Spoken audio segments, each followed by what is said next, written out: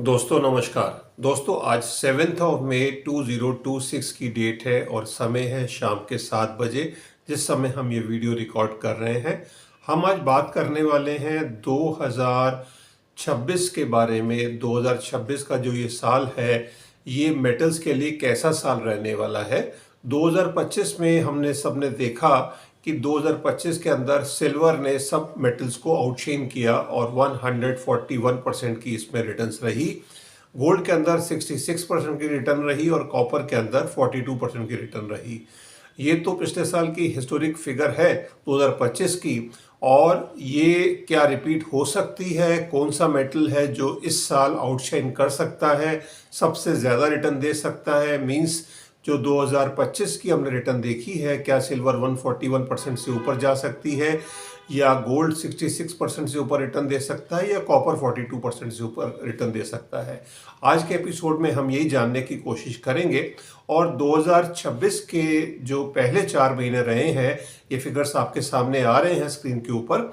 Gold के अंदर हमने जनवरी में 8.67% की रिटर्न देखी, 8.52% की रिटर्न देखी। फरवरी के अंदर 10.99% की रिटर्न देखी। मार्च के अंदर हमने नेगेटिव रिटर्न देखी।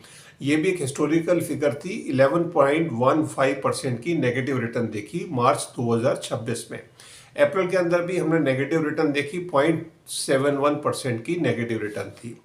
तो 2026 के अंदर अभी तक गोल्ड ने सो फार सिर्फ 6.25% की रिटर्न दी है और ये मई का 5वां महीना अभी स्टार्ट हुआ है।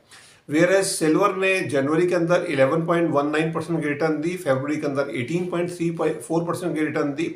मार्च के अंदर सिल्वर ने भी बहुत बुरी तरह नीचे रही, डिक्लाइन रहा, 19.39% की डाउनसाइड रही। अप्रैल के अंदर फ्लैटिश फ्लैटिश रही, 1.56% की नेगेटिव रिटर्न रही। और कॉपर के अंदर अगर हम सिल्वर के टोटल की बात करते हैं तो 4.42% की इसमें बिल्कुल ना के बराबर रिटर्न रही, 1.10% की रिटर्न रही थी। कॉपर में हमें रिटर्न मिली जनवरी में 4.26%, फरवरी के अंदर 1.80% और मार्च में 6.91% की नेगेटिव रिटर्न रही।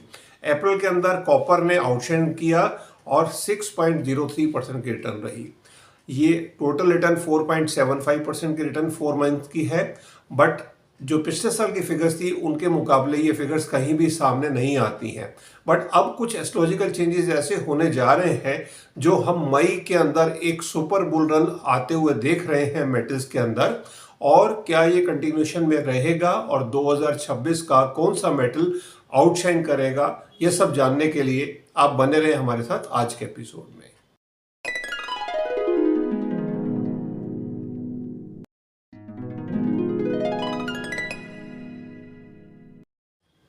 दोस्तों आज का वीडियो शुरू करने से पहले एज यूजुअल डिस्क्लेमर क्लॉज है, वो बताना ज़रूरी है that I am not a registered SEBI financial adviser, I am an astrologer.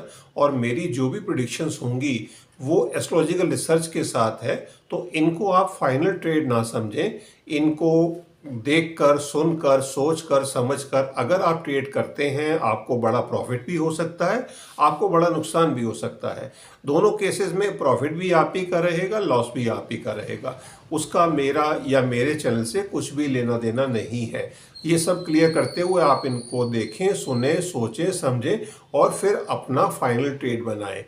तो हम जो भी बातें करेंगे आज, जो भी इस वीडियो में बात करेंगे वो इंडिकेटिव फिगर्स के साथ रहेंगी। इनको आप फाइनल फिगर ना समझें। जो भी फिगर्स हम बताने वाले हैं कि इतने परसेंटेज की रिटर्न होगी या ऐसा है, तो ये हमारी अपनी रिसर्च है, सोच है, जिसको हम आपके साथ शेयर कर रहे हैं। चलिए हम वीडियो में आगे बढ़ते हैं। और आप सामने अगर हमारे चैनल पर नए आए हैं तो आपके लिए एक नंबर आ रहा है डिस्प्ले के ऊपर। ये नंबर उन लोगों के लिए है जो हमारे चैनल पर फर्स्ट टाइम आए हैं या उन्होंने अभी तक इस सुविधा का लाभ नहीं उठाया है। आप भले ही एक विजिटर हों या आप हमारे सब्सक्राइबर हों, बट ये सुविधा सबके लिए है। हम फ्री ऑफ कॉस्ट 15 मिनट के लिए एस्ट्रोलॉजिकल गाइडेंस देते हैं, जिसके अंदर आप ये जान सकते हैं, समझ सकते हैं कि आपके लिए फाइनेंशियल एस्ट्रोलॉजी के में इन्वेस्टमेंट करना ठीक है या नहीं है। और अगर ठीक है तो आप कौन सी एसेट क्लास में इन्वेस्ट करें। आप गोल्ड में करें, सिल्वर में करें, कॉपर में करें, क्रूड ऑयल में करें, या कोई और इक्विटीज़ में करें और उसके अंदर भी आप फिजिकल में काम करें या इंट्राडे में काम करें या आप पोजिशनल ट्रेड के साथ काम करें, स्विंग ट्रेड के साथ, तो उसमें किस में आपको ज़्यादा बेनिफिट हो सकता है। या अगर आपकी होरोस्कोप में कुछ डिफेक्ट्स हैं, उसकी क्या रेमेडी है जो हम आपको फ्री ऑफ कॉस्ट सजेस्ट कर सकते हैं, तो आप इस सुविधा का लाभ उठा सकते हैं। इसके अंदर 15 से 20 दिन या अप टू 1 मंथ की वेटिंग रहती है, तो इसके लिए आपको पेशेंस रखना होगा। आप अपनी बर्थ डिटेल जब भेजेंगे उसमें हम आपको अप टू 1 मंथ के अंदर टाइम देकर 15 मिनट्स की फ्री ऑफ कॉस्ट गाइडेंस देंगे। इसके बाद अगर आपको हमारी गाइडेंस पसंद आ जाती है, आपको लगता है हम आपकी लाइफ के बारे में नियर टू रियलिटी बात कर रहे हैं, तो आप हमारे पेड सब्सक्राइबर भी बन सकते हैं। चलिए अब आगे बढ़ते हैं और हम आज के वीडियो में बात करने वाले हैं कौन सा मेटल है जो आउटशाइन कर सकता है 2026 में। हमने ये चीज़ देखी है पिछले 3 से 4 दिनों के अंदर, या मई का महीना जब से शुरू हुआ है, हमने देखा है कि कमोडिटी सेक्शन के अंदर एक बुल रन की शुरुआत हो रही है। आज हम शायद तीसरा दिन है जिस दिन से हम एक अपसाइड में देख रहे हैं मूवमेंट, और ये अपसाइड आगे बढ़ते हुए ही दिख रही है। इसका भी एक रीज़न है, पिछले 2 महीने से फरवरी और मार्च से मींस मार्च और अप्रैल से हम एक ऐसी मूवमेंट देख रहे थे जिसके अंदर इक्विटीज़ भी और कमोडिटीज़ भी सारी एक प्रेशर में थी because of US and Iran war, जिसके अंदर क्रूड ऑयल एक बॉइलिंग स्टेज पे था, रिसेशन की तैयारी हो रही थी और इन्फ्लेशन बढ़ती जा रही थी। बट अब कुछ ऐसा होने जा रहा है, ये वॉर ख़त्म होगी बिकॉज ऑफ एस्ट्रोलॉजिकल रीजंस। हमने एक एपिसोड डाला था जिसका थंबनेल भी आपके सामने स्क्रीन के ऊपर आ रहा है कि 76 days are very tough period for the world, जिसके अंदर हमने बताया था कि 23 फरवरी से लेकर जब अंगारक दोष बनेगा राहु और मंगल का, एक वॉर हमें बनते हुए दिखती है वर्ल्ड में, और वो आपने देखी 28 फरवरी से ये वॉर शुरू हुई थी। 8 तारीख को इसमें सीज फायर लगा जब मंगल अंगारक दोष से बाहर आए थे और शनिदेव के साथ विस्फोटक दोष में थे। तब भी ये टेंशन बनी हुई थी कि ये वॉर कभी भी इरप्ट हो सकती है दोबारा से।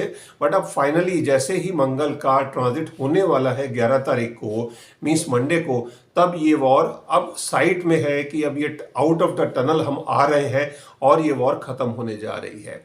जी हाँ, ये वॉर एस्ट्रोलॉजिकली हमारे रिसर्च के हिसाब से ख़त्म होने की तैयारी में है। हो सकता है ये आज या कल में इसका कुछ फिनाले हो जाए और उसके बाद हम सारे मेटल्स के अंदर और इक्विटी मार्केट के अंदर एक बड़े बुल रन को देखने वाले हैं। अब जब ये बुल रन होगी, सारे मेटल्स ऊपर जाएंगे, तो उसमें कौन सी कमोडिटी सबसे ज़्यादा करेगी, रिटर्न देगी। हाई बीटा सिल्वर ही है, सिल्वर हाई बीटा है और उसमें भी जो रिटर्न आती है 5 से 6%, उसके लिए मामूली बात है एक दिन के अंदर आरओआई देना। बट अगर हम वैल्यू में देखते हैं, वैल्यू रिटर्न ऑफ मनी में देखते हैं, तो उसके अंदर हमें गोल्ड में और कॉपर में एक बड़ी वैल्यू बनते हुए दिखती है। तो ये सारे मेटल्स के साथ हम जो देख पा रहे हैं, जो समझ पा रहे हैं, हमारे हिसाब से अगले महीने से, मीन्स इसी महीने से जिस तरह से मंगल का ट्रांजिट होने जा रहा है, और मंगल के ट्रांजिट के साथ हमने देखा डिफेंस के शेयर्स के अंदर भी एक बड़ी बुल रन आ रही है। और पिछले महीने हमने 25% की रिटर्न देखी, और इस महीने के अभी तक जितने ट्रेडिंग सेशन हुए हैं, ये स्लाइड भी आपके सामने स्क्रीन के ऊपर आ रही है, इसके अंदर हमने ऑल टाइम हाई बनते हुए देखा। आज 7 तारीख की है, 7 मई है, और ये दिन हिस्टोरिकल डे है। आज के दिन ऑपरेशन सिंदूर हुआ था इंडिया पाकिस्तान के बीच में, और जिसमें हमने एक विक्ट्री पाई थी पाकिस्तान के अगेंस्ट। तो ये आज ही के दिन हमने डिफेंस के अंदर एक ऑल टाइम हाई बनते हुए देखा, और ये ऑल टाइम हाई हमें कंटिन्यूशन में ही दिखता है। सेम वे जो आने वाला वक्त है उसके अंदर हमने जो पिछले साल हमने सिल्वर में एक बड़ी बुल रन देखी थी 141% की, उसका मेन रीज़न ये था कि पिछले साल के अंदर वीनस बहुत अच्छे प्लेस थे, और उसकी वजह से हमने सिल्वर में अंदर एक बड़ी बुल रन देखी। गोल्ड के लिए बुल रन जो थी 66% की रिटर्न रही, वो इसलिए रही क्योंकि पिछले साल के जो हिंदू नववर्ष में राजा थे वो सूर्य देवी थे, जिसकी वजह से हमने गोल्ड के अंदर एक रिकॉर्ड बुल रन देखी 66% की। बट इस साल के अंदर हम जो देखने वाले हैं, हम कॉपर के अंदर बड़ी रन देखने वाले हैं। हम गोल्ड भी अपनी जगह ग्रो करेगा, बट 66% गोल्ड नहीं जाएगा इस साल के अंदर। सिल्वर 141% की रिटर्न नहीं दे पाएगी इस साल के अंदर, बट कॉपर 42% प्लस रिटर्न दे सकता है। ये हमारी एस्ट्रोलॉजिकल रिसर्च है जिसको हम आपके सामने लाए हैं, और इसके अंदर जो कॉपर का जो रीज़न है वो हमने देखा कि जब जब एक डाटा भी आपके सामने आ रहा है, जब जब कॉपर के लिए जो मेन प्लेनेट है मंगल, वो मेष राशि में आते हैं, जो वहाँ पर उनका ट्रांजिट 2 साल बाद होता है। मंगल मेष राशि में आए थे जून 2024 में, 1 जून 2024 से लेकर 12 जुलाई 2024 तक रहे थे मंगल, और उस समय के अंदर हमने कॉपर के अंदर एक बड़ी बुल रन देखी थी। इससे पहले मंगल 2022 में आए थे, 27 जून 2022 से 10 अगस्त 2022 तक ये रहे थे मंगल, और ये इस समय के ऊपर हमने कॉपर के अंदर एक बड़ी डाउनसाइड देखी थी। उसका रीज़न ये था क्योंकि इस समय अंगारक दोष बना हुआ था, मंगल और राहु दोनों इकट्ठे थे, जिसकी वजह से हमने डाउनसाइड भी देखी। बट उससे पहले मंगल एरीज में आए थे 16 अगस्त 2020 से 4 अक्टूबर 2020 में। इस पीरियड के अंदर हमने बड़ी बुल रन देखी थी, और उसी समय पर मंगल रेट्रो भी हुए थे 2020 में, और मेष टू पाइसिस गए थे वापस, और वापस फिर एरीज में आए थे, और उनका रीट्रांजिट जो हुआ था 24 दिसंबर 2020 से 22 फरवरी 2021। इस पीरियड के अंदर हमने कॉपर के अंदर 15% की रिटर्न देखी थी एक ही महीने में, जब मंगल डायरेक्ट भी थे और एरीज में थे। फरवरी 2021 का महीना था। इसके अलावा नवंबर 2024 के अंदर, नवंबर 2020 में हमने 12.52% की रिटर्न देखी, बट उस समय मंगल रेट्रो थे। और इसके अलावा जो और अच्छे मंथ रहे, नवंबर 2022 में मंगल रेट्रो थे, 10.76% की रिटर्न रही। जनवरी 2023 में भी मंगल रेट्रो थे और 10.90% की रिटर्न रही। ये कुछ ऐसे महीने थे जिसके अंदर मंगल ने बहुत अच्छी रिटर्न दी। इसके अलावा फरवरी 2025 में 10.88% की रिटर्न भी रही। तो मंगल जब जब रेट्रो होते हैं उनका चेष्टा बल बढ़ जाता है और उसमें बहुत अच्छी रिटर्न देते हैं, या डायरेक्ट भी होते हैं और मेष राशि में भी होते हैं तो वो एक अच्छी रिटर्न देते हैं। तो हम 1 मई में बहुत अच्छी रिटर्न की उम्मीद कर रहे हैं इस महीने, और उसके बाद जून के अंदर भी जब तक मंगल रहेंगे, और मंगल का जो ये ट्रांजिट है वो 11 मई 2026 से लेकर 21 जून 2026 तक रहने वाला है। इस पीरियड में मंगल यहीं पर रहेंगे एरीज साइन के अंदर, और 21 जून को वो टॉरस में जाएंगे, और 21 जून के बाद वो टॉरस के बाद फिर उन्होंने जेमिनी में उनका सफ़र होने वाला है, और जेमिनी में जब उनका सफ़र होगा वो तारीख रहेगी 2 अगस्त 2026। ये सामने आपके सामने स्क्रीन के ऊपर भी आ रहा है। उसके बाद वो कैंसर में जाएंगे 18 सितंबर 2026 को, और उसके बाद फाइनली इस साल में वो लियो में भी जाएंगे 12 नवंबर 2026। ये इस साल में इनका ट्रांजिट होने वाला है, और जो इस साल में इनका रेट्रो पीरियड नहीं आने वाला है, बट इमीडिएटली 2027 में 10 जनवरी 2027 को उनका रेट्रो पीरियड रहेगा, और ये एक लंबा पीरियड रहेगा 82 डेज का, 1 अप्रैल 2027 का। इस पीरियड के अंदर हम एक बड़ी तेजी देखेंगे कॉपर के अंदर जनवरी और फरवरी और मार्च 3 महीनों के अंदर 2027 के। इनफैक्ट 2027 का साल मेटल के लिए फिर हिस्टोरिक रहने वाला है, और 2027 का साल 2025 को भी बीट करेगा। खैर उसकी बात हम आगे करेंगे। अभी हम बात करने वाले हैं सिर्फ 2026 के जो महीने रह गए हैं, रिमेनिंग मंथ्स, और उसमें भी पर्टिकुलरली हम मई और जून की बात कर रहे हैं अभी। और इस पीरियड के अंदर हमें कॉपर के अंदर बड़ी बुल रन बनते हुए दिखती है। तो ये हमारी रिसर्च है जिसको हमने आपके साथ शेयर किया है। हम आज की रिसर्च में कोई फिगर नहीं दे रहे हैं, हम सिर्फ आपको एक इंडिकेशन दे रहे हैं, क्योंकि एस्ट्रोलॉजी या प्लैनेट्स हमें कोई फिगर नहीं देते हैं।